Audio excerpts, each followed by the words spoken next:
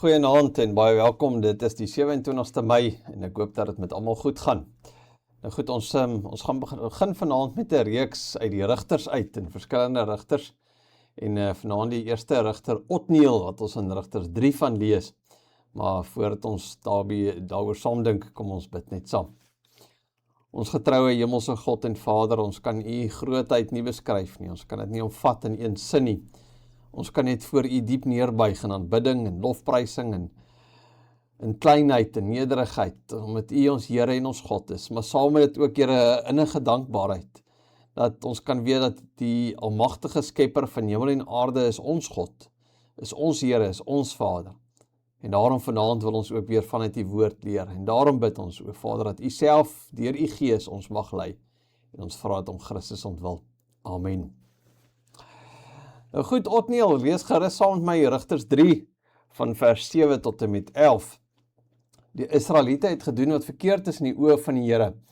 Hulle het die Here hulle God vergeet en die Baals en die gewyde pale gedien.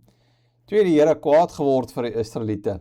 Hy het hulle oorgegee in die mag van koning Kusan-Risataim van Mesopotamië, en hulle was 8 jaar sy onderdane. Toe het die Israeliete tot die Here geroep, en hy het vir hulle 'n redder na vore laat kom wat hulle gered het. Hy was Otniel, seun van Kenas, 'n jonger broer van Kaleb. Die gees van die Here was op hom en hy het oor Israel geregeer. Otniel het oorlog gemaak teen koning Kusan-Risataim van Mesopotamië, en die Here het hom oorgegee in die mag van Otniel. Hy het vir Kusan-Risataim verslaan. Daarna was daar 40 jaar lank vrede in die land, en toe is Otniel, seun van Kenas, dood. Nou daar is soms dele in die Bybel wat so kort is dat ons maklik daarby verby lees. Nee, en Otniel, die eerste rigter van Israel, kry eintlik net 'n paar verse hier in Rigters 3. 4 verse vertel ons sy verhaal. Israel sondig, die Here gee hulle oor aan 'n vyand, hulle roep na die Here en die Here verwek vir hulle verlosser. En dan lees ons dat die gees van die Here op Otniel gekom het, dat hy Israel gerig het, dat hy uitgegaan het tot oorlog en dat die 40 jaar of die land 40 jaar lang kon rus. Kort, eenvoudig, byna sonder enige drama. En tog lê daar in hierdie paar verse 'n diep geestelike patroon.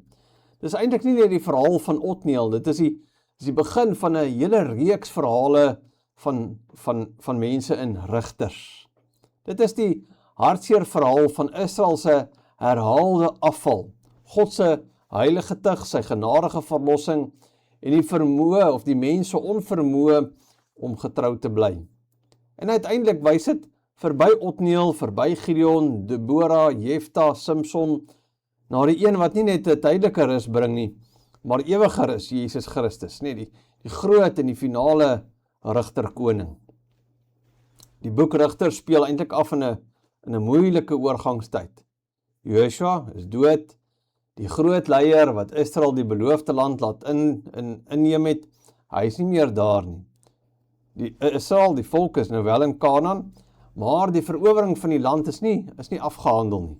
Daar is steeds ander volke rondom hulle, steeds afgodediens in die land, steeds versoekings wat in hulle harte trek.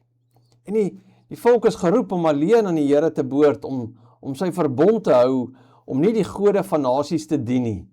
Maar keer op keer sien ons dat Israel eerder begin lyk soos die volke rondom hulle as die volk van God. En dit is een van die groot waarskuwings van rigters. Die gevaar kom nie altyd net van buite af nie. Die vyande rondom Israel was werklik, hulle kon oorlog voer en onderdruk en bedreig en skade doen, maar die dieper gevaar was binne in Israel se eie hart. Die volk het vergeet, hulle het vergeet wie die Here is. Hulle het vergeet wat hy gedoen het. Hulle het vergeet dat hy hulle uit Egipte verlos het. Hulle het vergeet dat hy die see oopgemaak het, hulle deur die woestyn gedra het en aan hulle die land gegee het. So vergeetachtigheid word in rigters nie net 'n geheueprobleem nie, dit word 'n aanbiddingsprobleem. En daarom laat Rigters 3 vers 7 begin met 'n tragiese sin. Die volk het gedoen wat verkeerd is in die oë van die Here.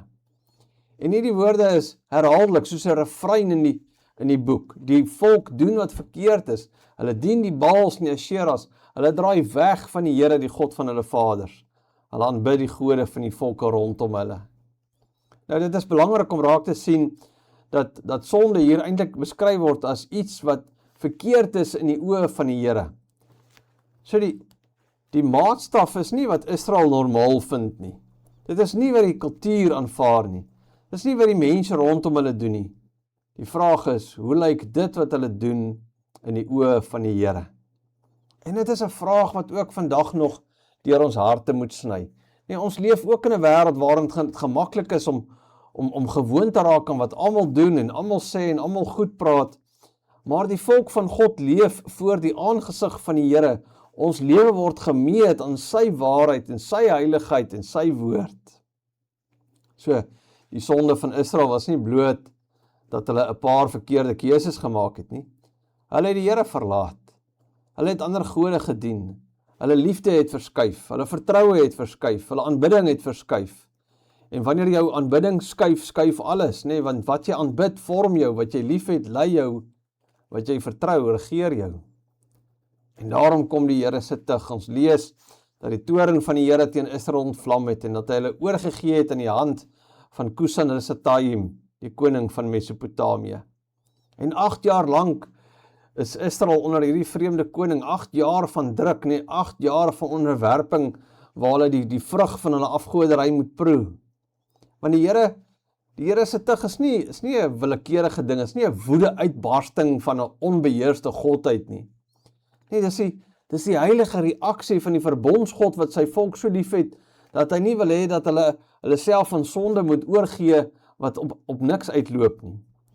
Die Here neem hulle sonde ernstig op. Hy laat sy volk soms die gevolge van hulle sonde voel, sodat hulle kan sien hoe leeg en bitter die afgode is. Dit is genade dat die Here ons nie gemaklik in ons sonde laat bly nie. Dit is genade wanneer ons onrustigheid ervaar omdat ons van hom af wegdryf. Dit is genade wanneer hy besig is om ons valsekerhede te skud. Want die ergste oordeel is nie altyd swaar kry nie. Nee, soms is die ergste oordeel dat God 'n mens net laat aangaan, ongehinderd en onaangeraak en ongewaarsku, totdat die hart heeltemal verhard is. Maar dan kom daar 'n keerpunt. Nee, die volk roep na die Here. Die volk wat vergeet het, roep nou weer na hom. Die volk wat ander gode gedien het, ontdek daardie gode kan hulle nie red nie. Die Baals kan hulle nie uit Mesopotamië verlos nie. Die Asheras kan nie die juk breek nie. So die afgode wat so aantreklik gelyk het, is stom wanneer daar werklik nood is. En die Here hoor. En hier sien ons iets van die Here se genade. Die teks sê nie dat Israel eers hulle self bewys het nie. Dit sê nie dat hulle eers 'n lang rekord van getrouheid aan die Here weer moes opbou nie. Hulle roep die Here en hy stuur vir hulle 'n verlosser. Die Here tree in, die Here neem die inisiatief. Die Here gee vir die volk wat hulle nie self kan voortbring nie. En daardie verlosser is Otniel, die seun van Kenas, Kaleb se jonger broer. Ag, en ons het al 'n vorige keer van Otniel in die Bybel gehoor. Hy was die man wat Kiriat Sefer ingeneem het en Aksa, Kaleb se dogter, as vrou gekry het. So hy kom uit 'n familie waar geloofsmoed nie onbekend was nie. Kaleb was die man wat saam met Joshua die Here vertrou het, toe die ander verspieders bang was vir die reus in die land. En nou tree hierdie Otniel na vore as die eerste rigter. Maar die belangrikste ding wat van Otniel gesê word, is nie sy familieband nie. Is nie sy militêre vermoë nie, is nie sy persoonlike karakter nie. Die belangrikste sin is, en die gees van die Here was op hom. Dis die geheim van Otniel se bediening, sy leierskap. Nee, nie net dat hy dapper en 'n goeie krygsman is nie, hy is 'n man op wie die gees van die Here gerus het. En dis die Here se gees wat hom toerus vir sy taak. Die verlossing van Israel kom nie uit een of ander menslike held nie, maar uit God se gees. Die rigter is die instrument, ja, maar die Here is die verlosser. En dis 'n belangrike waarheid vir alle diens wat ons aan die Here lewer. Nee, ons kan gawes hê en opleiding hê en ervaring hê en moed hê en planne hê, maar sonder die gees van die Here gaan daar nie geestelike vrug wees nie. Die werk van God word gedoen deur die krag van God. En dit was waar van Otniel, en dit bly waar vir elkeen van ons wat ook vandag in die koninkryk dien. Otniel rig Israel. Die woord rigter hier beteken eintlik iemand wat in 'n hof sit en sake aanhoor. Nee, die rigters was leiers en bevryders, maar ook regeerders, mense wat deur die Here geroep is om sy volk uit nood uit te red en hulle weer na hom toe ook terug te bring. So Otniel, hy voer oorlog en die Here gee Kushan-Rishatayim in sy hand, maar die oorwinning behoort natuurlik aan die Here en daarna rus die land 40 jaar. Nou die woord rus is 'n kosbare woord in die boek Rigters. Na jare van onderdrukking kom daar vrede. Na vrees kom daar weer asemhaling, nee, na die juk is daar verligting en die volk ervaar weer iets van die goedheid van die Here se regering, want waar God red is daar rus. Maar dan eindig die gedeelte met 'n baie sobere sin, nee, toe het Otniel, die seun van Kenas, gesterwe. En daarmee word ons herinner dat selfs die beste rigters is sterflik. Otniel was God se gawe in Israel, maar Otniel bly net 'n mens. Hy kom, hy dien, hy regeer, hy sterf. En na sy dood gaan die siklus weer voort, nee, die volk val weer, 'n nuwe vyand kom, die volk roep, God verwek weer 'n nuwe rigter.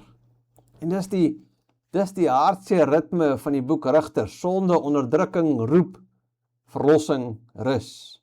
Dan weer sonde, weer onderdrukking, weer roep, weer verlossing, rus. Die rigters kom en gaan, party sterk, party swak, party is bewonderingswaardig, party is diep gebroke, party begin goed, eindig sleg, maar almal wys uiteindelik vir ons dieselfde ding, dat Israel het meer as tydelike redders, Israel het meer nodig as 'n rigter wat net vir 40 jaar is kan bring.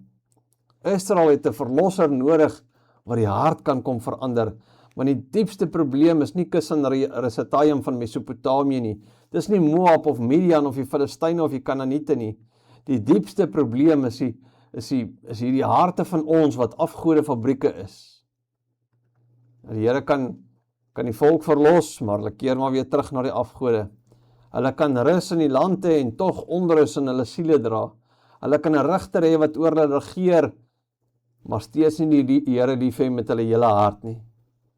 En dit bring ons by Christus. Otniel is 'n ware verlosser in sy tyd, maar hy is ook 'n skaduwee. Hy wys ook vorentoe. Hy roep ons om te verlang na die groot rus, die groot rigter, die ware verlosser, die koning op wie sy gees van die Here rus sonder einde. En wanneer Jesus kom, dan kom hy nie net as 'n tydelike leier nie, hy kom as die seun van God. En by sy doop daal die gees van God soos 'n duif op hom neer, hy word deur die gees gelei, hy verkondig dat die gees van die Here op hom is, omdat hy gesalf is om die goeie nuus te bring. Hy kom om gevangenes vry te maak en blindes te laat sien en gebrokenes te herstel en die genadejaar van die Here aan te kondig. Ja, Jesus kom doen oneindig meer as wat Otniel ooit kon doen. Otniel het Israel van 'n aardse koning verlos, maar Jesus kom verlos ons van sonde, dood en oordeel. Otniel het oorlog gevoer teen Kushan-Rishatayim, Jesus kom voer oorlog teen die duistere magte, die mag van die dood. Otniel se oorwinning bring 40 jaar is, Jesus se oorwinning bring ewige rus vir almal wat aan hom glo.